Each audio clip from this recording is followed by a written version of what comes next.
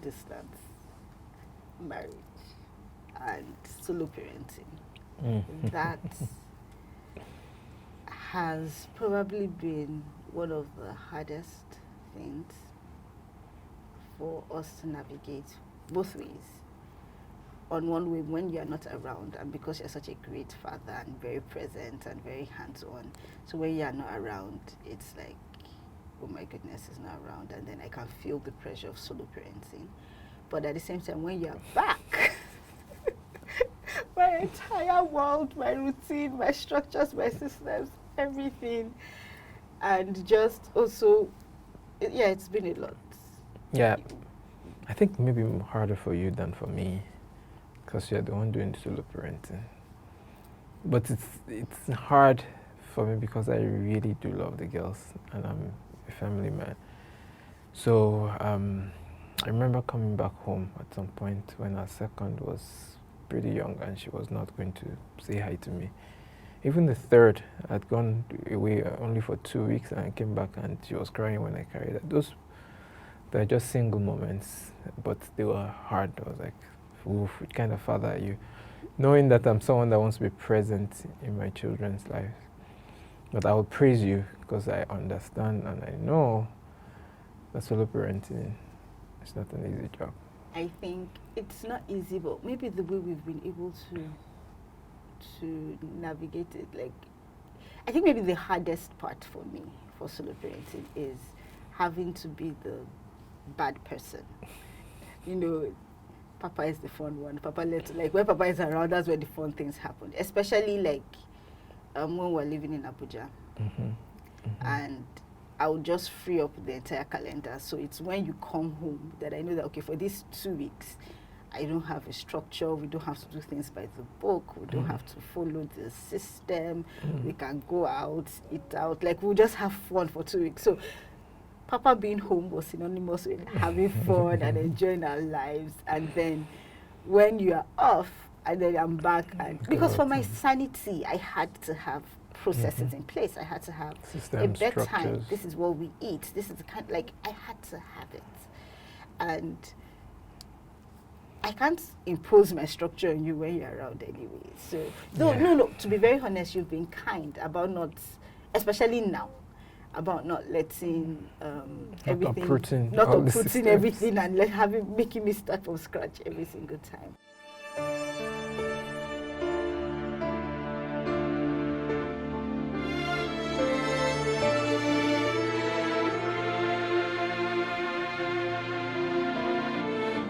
Because we're even talking about it as solo parenting, even in terms of the marriage and communication. It just boils down to the fact that hard is not bad, but it takes hard work to have a marriage every day and not for the 2 weeks when you're around. Yes, I mean, in the 2 weeks when I'm around, it's usually focused on, okay, we want to go out as a family. You want to cram a number of activities into those 2 weeks. So sometimes it leaves little time for us to work on our marriage. Yes, we bond a bit as a family within the 2 weeks, but on the marriage, we don't have sufficient time to work on it. And this, I think we've been deliberate about it, but we could, of course, use more deliberateness. I would become more deliberate about it. I would think that, you know, what we've discussed in the past, how that during those 2 weeks, we are focused on the children so much more, but we also need to take our time and get away without the children. And but this we do maybe not as often as we should. We don't do it as often as we need to. Exactly. But on the other hand, we have those kind of conversations that we had when we were dating. Because, I mean, when we are together in the same place, nobody's doing a 3-hour phone call or like the children will interrupt. You cannot have a 3 hours. But like on the phone, we will talk for 2 hours in the middle of the night, 3 hours in the middle of the night. Okay, and we're talking. Sometimes we're not even talking, we're just hearing each other breathe. And I feel like it doesn't let the marriage feel starved, because we might not be together, but we have been intentional about feeding into the marriage, me carrying you along with, like, every things going milestone. at home. And I'm just so grateful because, when we started, it was only Skype. There was no Zoom, there was no WhatsApp video, there was no... So it was really only Skype. We were using Skype and maybe voice calls. Yeah, we had voice calls and Skype when it started. But now, fortunately, we have, we have so many other options. So many other options to use. And so it's easy to carry you along and say, okay, Papa is doing morning devotions with us. Or Papa, it's time, we're going to bed, it's time to pray. We are going out, we'll see where we are. Can you talk? Exactly. We are here. We'll come. So letting technology help us to close the gap. And so that you don't feel like a stranger during the times that you're away. And the children actually won't tell you things they won't tell me. Sometimes. Yes, when we have a chat. Yes, like on the phone and they're chatting and they're talking to you and then they will tell you things that I'll be hearing and I'm like, really? Okay. But that's sweet, that's special. Yeah, I remember this particularly in my previous assignments where my first daughter will share something like, okay, wow, this is what you're going through. Messages. Yeah? And they put all the emoticons. Oh, yeah, so and like, so Papa, lovely. good morning, I love you, and you have love, love, love, love, love. And I don't know, maybe because we have girls. I don't know what it would have been like if we have boys, but because the girls are very heart invested into their relationship with you and are very... all daddy's girls. They're all daddy's girls. The three of them are all daddy's girls. Sorry. It's okay. Like, honestly, being the favorite parent is work. Yes, it is. Being the favorite parent is a lot of work. It It's hard work to be the favorite parent. So I'm actually very fine. It's true. Because doing solo parenting and being favorite parent at the same time would be horrible. But if I'm solo parenting and then you get favorite parent, that means when you're around, I can disappear. Like, I can just go and leave you with your girls and I'm like, I'll see you guys in 6 hours. Have fun. They're fine. And everybody is fine. Even the babies are fine. We've been fine with a 4-month-old. You've been fine with... I'm fine with... You're fine with all of them. Yeah. So it helps that you're the favorite parent. And I feel like it makes it more balanced. Since I'm more present. Somebody I know calls it the lead parent. So say in her marriage she's the lead parent because when an issue comes up, she's the point of call with the children, so she's the lead parent. So I feel like instead of calling it solo parenting, lead parent. So being the lead parent is work, but it's also sweet, it's fulfilling. I get to have my times with the girls and all of that. But you being balanced with you being the favorite parent, it doesn't make you feel like you've missed out on it emotionally. But you didn't become favorite parent by mistake. I feel like you deliberately maybe not to be favorite parent, but you've worked hard. And when I say worked hard, like you've put in a lot of effort consistently over time to make sure that your girls know that they rank really high on their priorities. On my priority list, yeah. On your priority list. And then you now try to balance it out with me so that I don't feel too jealous, which sometimes does not work. Yes, I need to do better. Yes, I need to do better with that. Because sometimes it seems like the children take all the priority, but there should be a balance. Life is all about balance. It's a balancing act. Someone saying to me yesterday that this adulting thing is hard. Life is all about balancing. It is hard. Going to a marriage is a hard thing. Having children is a hard thing. And I know the space that they are in. It was a space we were in many years ago. It's a space that we just left our youngest. No, but we have experience. Experience is helping us. Several years of experience, which counts for something. It counts for something. You put your heart at rest. You're not then as agitated about every small thing. No. Because you've been there, done that. You're like, she'll be fine. Everything will be okay. Yes. Everybody will be all right. Yes. So going back to this long distance thing, communication was one thing we worked deliberately at. I'm glad we have tech. Can you imagine we were writing letters and waiting for... That would have been interesting. My daughters would like letters to read. Yes. Here's my letter from Papa. Yes, they like letters. Well, just having to wait for it. Like, let's say if I have to make a decision, and I think one thing I really tried was to take you along and not make like the most important decisions in your absence. So imagine me having to make like an important decision about either the house or the children's school or something, and I can't write to you and tell you, but you still being Real able to time. be like the father and present, because I'm still like, oh, this came What up. do you What do? do you think? I mean, not obviously not for all the small things, but just so that it doesn't feel like things are flying over my your head and you don't know what's happening. So tech, I'm grateful for technology. Tech has really helped us with just, okay, even if you can't talk, you can Bridge check the back gap. within the next couple of hours, and then you can reply, and then we can have that conversation of, oh, I think we should do this, or we shouldn't do this, or So this is not necessary. I'm grateful also to God for tech, and I'd like us to explore it a little bit at different seasons, particularly the season where we had little, the seasons where we had more. And this, again, has been a pattern. And it's a pattern in terms of us moving from one level. Within that level, you have the cycle. You have a little, then you have much. Then moving to a higher level, that much brings you maybe to a higher level. But then within that level, coming to exactly, the much now becomes little, and then you grow again into a different season of having more. Being able to follow consistently, going back and seeing what works. I mean, we're just coming out of a season, and a few days ago, I just thought back reflectively. I was reflecting, and I was like, God, I'm grateful. I put it on my WhatsApp status. I really don't do WhatsApp status much, but I put grateful. Just thought about a number of things that have happened in the past couple of weeks, and like, I'm grateful.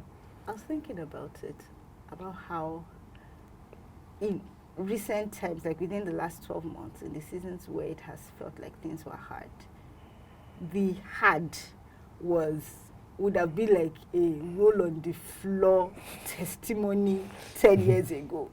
Even 10, 7, 6. 6 years ago, yeah. It would have been like 5 years ago. No, 7. No, 7 years ago. It would have been a roll on the floor testimony. You know, and a miracle 7 years ago. And now we consider it a season of little. And I was just laughing. I was like, human beings. But it's just very interesting how, just even moving, like, so it's one thing to have a testimony. It's another thing when you're living in the reality of, like, we went from, oh God, we want children, to God blessing us with children, and now you're like, thank you, Father, I think I'm done. And then, you know, for just different things that we've been asking God for, and God giving it to us, and we now, you know, maintaining it and working on it and making sure that this doesn't become a curse. Exactly. In our lives. Not cursing our blessings.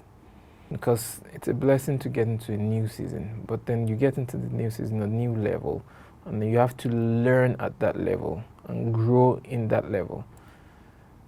Like the children of Israel were going into the promised land, and they cursed their blessing. It took them 40 years to eventually get into it, because they saw the people in the promised land, they called them giants. They couldn't enter into it because they had cursed their blessing. So learning never to take for granted where you are. Yes, it's like you're starting all over again at that level. I think the problem is because we forget. We forget. We forget as humans. And I think that's what we do, where we remind ourselves and say, don't forget where we are coming from. Yeah. Don't forget where all of a sudden a 3-bedroom duplex looks like small, but remember when you had a self-contained face me, I face you. How many were we inside that compound? 8 of us, 4 on the side, 4 on the other side. And I mean, so we've been blessed.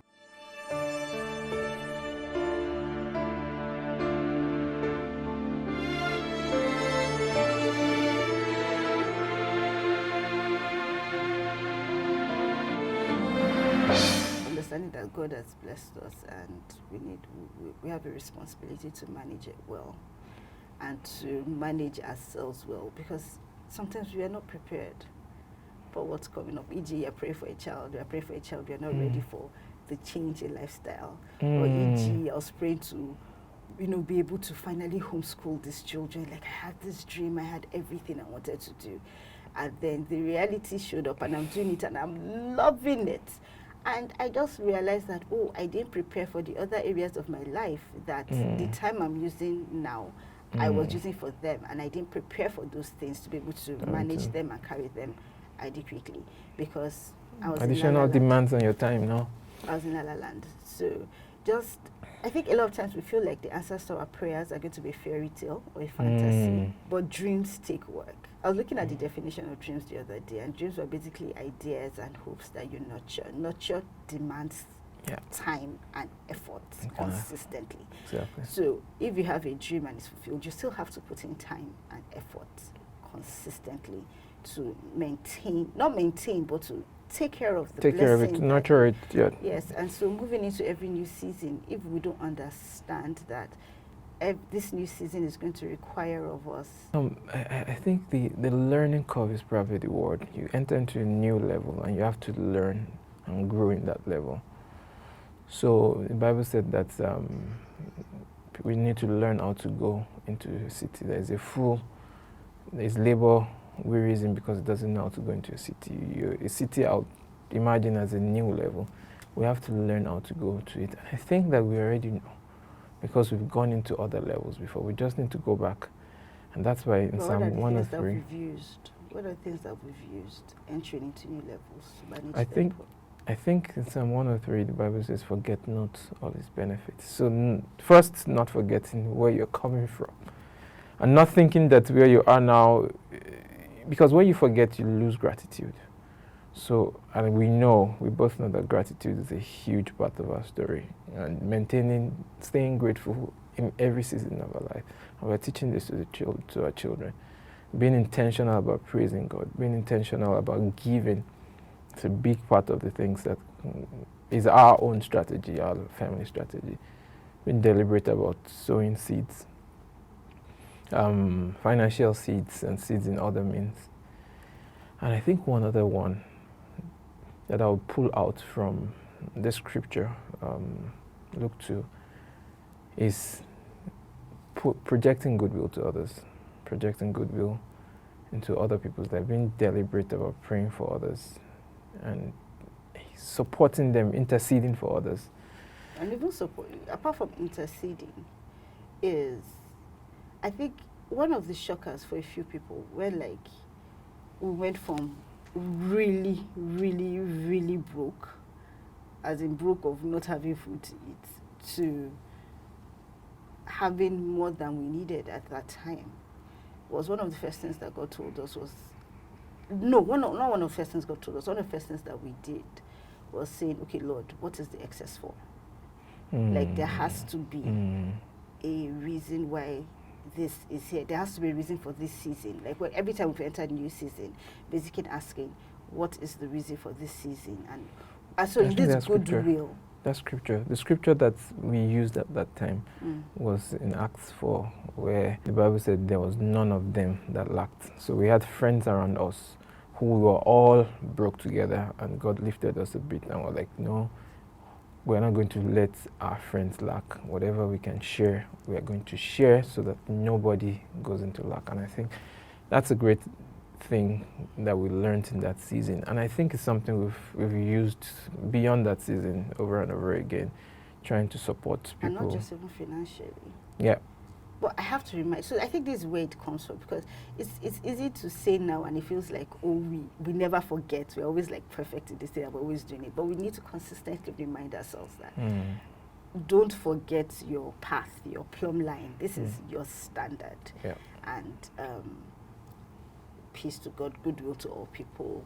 There has to be a reason. In this season, there has to be a why. So for me, my big win in this season is I'm back to full-time. I took a break, but I'm back to full-time homeschooling, and that's my big win in this season. But also now keeping the why before my eyes so that I don't get distracted. And because when you start getting distracted, you start getting ungrateful, and you start comparing yourself to other people or copying other people. And that's one thing that's probably worked for us, the fact that we've tried to ask for why and have like a value-driven system so that we don't have to copy what other people do, which makes people kind of like, what is wrong with you people? Why don't you people do things like normal people? But it has helped us. And I love the fact that it helps our children as well. Like, they know that we don't have to do what other people are doing. Yeah. Other people might be doing A, but if our path under God leads us to Z, and then we lead So to Z. So we just stick to it. using our values, e.g., homeschooling, e.g., living where we decided to live, e.g., the job that you're doing. Just There are using very deliberate, intentional choices that we continue to make, and I think I see it as the template God has given to us to run with. I feel like in terms of values and vision, we are similar. Yeah. Purpose, we are similar. We believe the same things. We want the same things. But personality-wise and desire-wise, in terms of tribal, mundane desires, we're Small things. smallish things. Okay. Not small. Not Smallish. Okay. Smallish things that were really different, and that was hard. I was gisting somebody yesterday about how we first of all got married, and when we first of all got married, I felt like you didn't know how to mind your own business. And Really? how, yes, no, just in terms of most people. So I felt my dad was a maverick. I felt my dad was different because my dad was involved in our family, but he had specific reasons why. But most people I had seen, like the mother and the wife makes certain decisions about certain things, and her word was law over certain aspects of the home, e.g. how the kitchen was run, or how food was bought, or how things were done with the children. And then I married this man that would be arguing with me about things that I felt like, oh God, how is it your business how I arrange my plates? Like, it's your front. But that one was a big one for a while. Do you want to talk about it?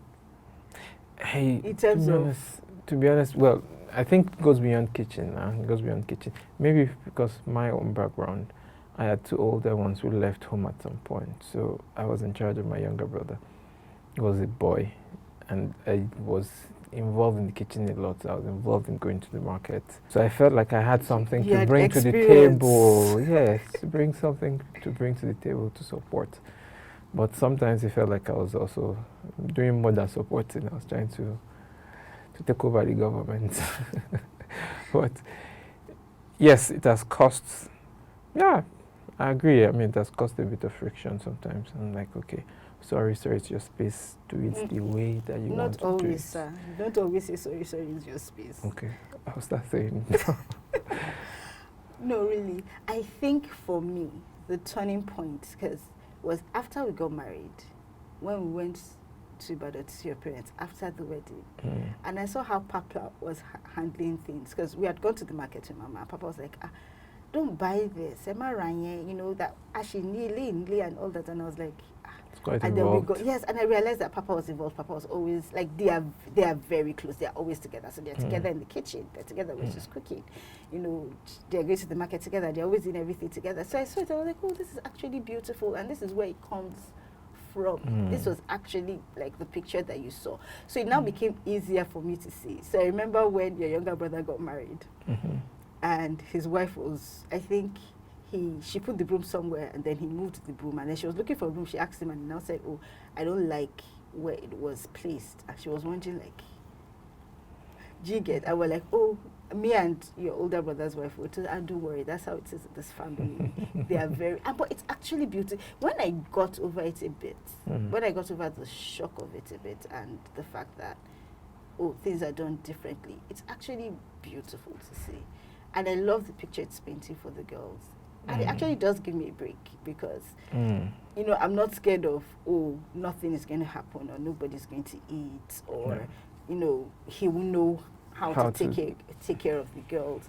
I don't do it often, but I can disappear for a bit, and I'm comfortable and fine, because most likely, you know, they're having a better experience with you than they would have with me, because not only are you not competent in that area, you now make it fun for them. You make it more in the interesting kitchen. for Yes, them. I try to make them do a few things, let them have a bit of their way, and that brings us to experiences, and how the fact that how our what we call, maybe I should use the word vacation, what we call vacation, or how we recharge differs. I'm more of a person that loves experiences, and I think all the children are with me on that. All the children are with you on that. We like going out, we like taking walks, we like exploring nature, Traveling. we like traveling. But you Want to be in my room homebody. with a book and some nice prepared food, locked my door. Nobody should come in. And yes, try not to be selfish, because initially for me it was about this is me, this is what I want. And you seeing it as selfish, like it's only when it's what you want that you're there. It's when it's what the rest of us want, you're not there. Why are you being so selfish? And trying to come to a point that, okay, see, this is what everybody likes. Don't just send them off to, because honestly sometimes it was very tempting. Okay, all of you go out, leave me alone. Like that would just be like the best thing ever. I think we're winning now. We're beginning to pull you're you. beginning to pull me out. Pull you out. But I'm also taking out sometimes. So like I'm more intentional about either waking up earlier. So I would wake up at 3 a.m. to have personal time and personal space. Or I'll stay up late to have personal time and personal space. I'll lock myself up in the bathroom to have like once it's just, I can just go to the bathroom and I'll take something with me and I would be there for like 30 minutes or 1 hour to have, so just being able to navigate through those differences.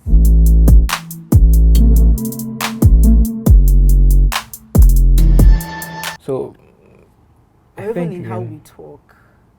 Yeah. How do you mean? Like how you want everything to be done properly and in a certain way. So let's speak like this. And I'm like, sir, when you met me, this is how I was talking. I know you want us to speak in a certain way, which is lovely, and I love it like for the girls as well, and even for myself, because there are times I'm tempted to act a certain way and say a certain thing in public, and I'm like, I'm going to be disgracing this man if I talk like this. Let me switch and try and speak, and comport myself. So I think it's learning from one another and knowing that difference is not bad. But some differences were probably bad. E.g., you're way more organized than I am.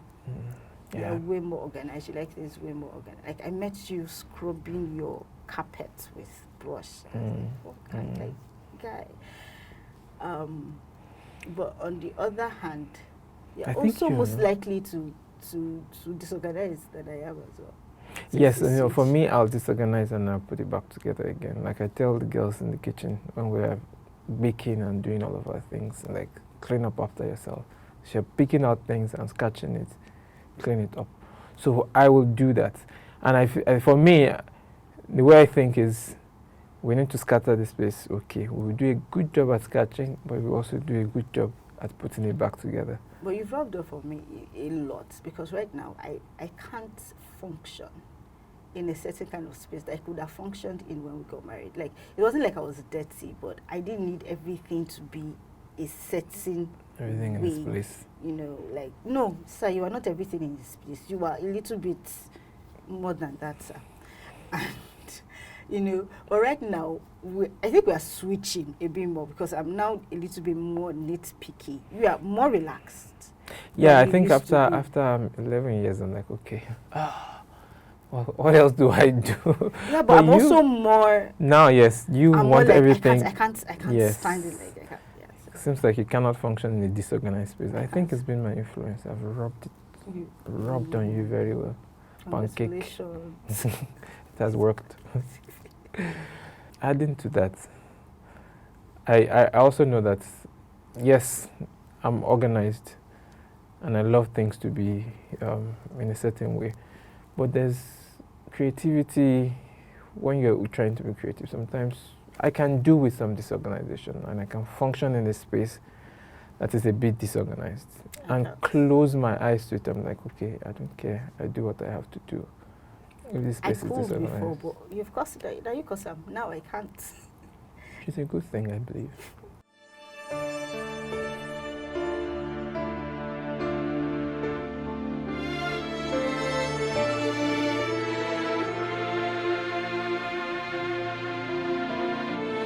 What other differences do we have? Now, how we raise the children sometimes. That's, yes. Causes some disagreement. You have more of the fruit of the Spirit working in your life, sir. I convert your grace, sir. No, yes, I'm more patient with the girls. You're And kinder, you're gentler, you're more patient. yeah, I wonder if I'm always gentle. You're not always gentle, but Okay. generally, if you're looking at the graph, you are. It's more in your I life. think I have a bit more, I have long suffering. You have long suffering. So I can handle the excesses a little bit longer. Mm-hmm. And sometimes this causes, for instance, a child wants to is supposed to go to bed. The child says, "Now I'm hungry," because he doesn't want to go to bed. I'll be the kind father to say, "Okay, you're hungry. Let's go to the kitchen. I'll And give I'm you like, something." What? We have. And my wife is like, "No, go to bed." It's because she doesn't want to go to bed. That's why she's hungry. Or I want to drink water. But I'll do it. I'll take her I'll give her something to eat, a snack, a fruit, and then take her back. And then she comes back and say, "Okay, I want to drink water." I'm like, "No, it's enough. That's it." I'm thinking back to our DISC personality test and how I'm more functional and you're more aesthetic. And we see that in a lot of areas in our lives. And I think it's odd for us because most times a woman is more aesthetic. She's more into the, beautiful, kinder parts of it. I'm working towards that. I'm not there yet, but I'm more functional, like make sure it's working. I don't need the extra frou-frous. I don't want the extras. I just need basic. I let it work. I let all of us get out of here. But you're more like, no, now. And you should do over and beyond just making it work. Let it look beautiful as it's working. Yes. We can have both. Why have only one when we can have both? When we can have both, yeah. So I think and sometimes I feel like you choose beautiful over functional. You choose aesthetic with the girls sometimes because you know what they're doing is not going to work. You know it, but the whole let them be creative, let them but that's great. That's what experiences. It's experiences, and I'm like, sir. Sometimes they learn more. I know, but that thing has caused wahala, because I caused wahala when I was also young, so I think that's grace. Okay. I'm extending that grace to them. And it actually makes sense because you were the most. My father would tell you that I caused wahala. Like when I was young, I took my mom's watch that had a name written in it. I took it to school. I think I misplaced it in school. I was in primary school. I'd taken my mom's watch to school. That was a nice example that you gave. Okay. But I think about the example. Which one?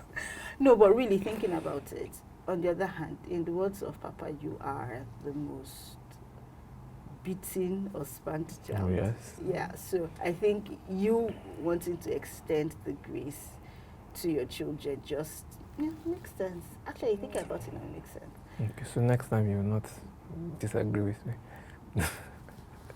Let's see.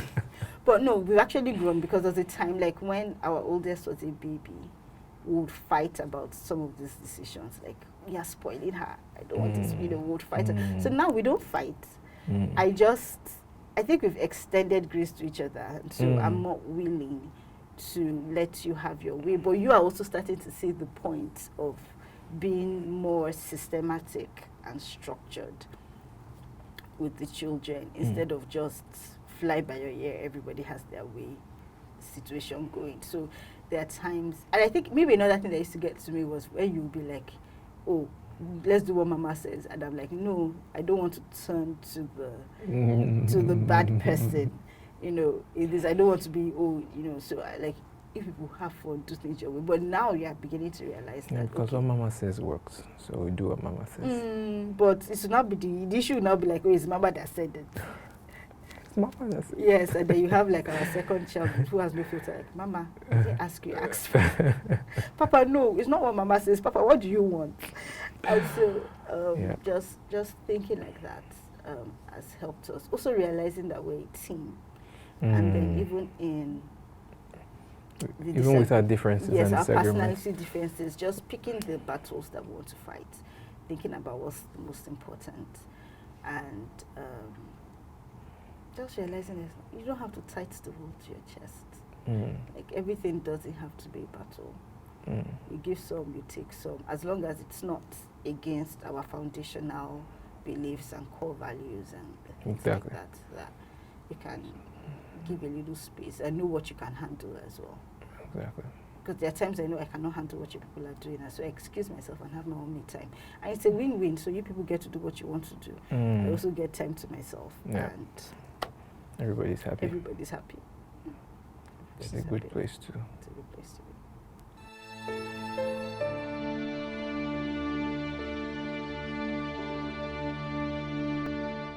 Marriage is definitely not one of the easiest things to do in life. It's hard work. More so because you get into marriage without experience. It's one institution you go into, you've never done it before. And then you start learning on the job, which makes it very hard. But hard is good, hard is not bad. And I've realized over 11 years plus now that when you're intentional and deliberate about making your marriage work, your marriage will definitely work. So I'm grateful to God for my wife, and some of the things I do is appreciating the positives in my wife and the things that, and they're huge, magnificent positive qualities that she has, and these things I continue to appreciate. They're the small things that maybe I'm not very comfortable with. And the tendency for most people is to focus on the small while forgetting the other good things. And this, for me, is an area that I continually work on, ignoring the small things that I do not like and focusing on the great things and the good qualities that my wife has. And realizing that marriage is not easy, like I said. But marriage, whenever you start having children, then becomes even much more difficult. Because your time, the demand for your time is higher, and because my girls love me so much, they demand so much from me, and sometimes I'm stressed and I don't give my wife enough time. But life itself is a balancing act. So knowing when to pull back on focusing on the children and focusing on your marriage, when to give time to the family, is something that we all should become, as we grow older, should become adept at. And this, I'll say, is an extremely important learning for me, and I believe for all the other couples out there.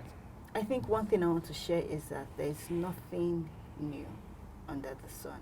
Okay, every marriage is going to have storms. Every marriage is going to have parts that are very hard. You're going to go through hard things, but at the same time, you have an anchor that you can go through it with, and you need to sit down and ask, what are my anchors? What are our core belief systems? What are our core foundational beliefs? What is driving us? What are we working towards?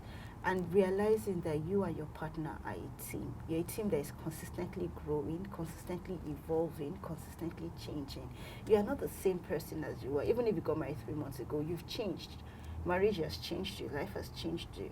And so just being committed to learn the person that you're with and love the person that you're with and trust the person you're with as you grow and as you face whatever comes in your life, because there is nothing like a perfect life. We're in a flawed world. Okay, nobody's ever going to have it perfect, but I can have a perfect marriage, because what makes it perfect is that God is working with us and we are listening to him.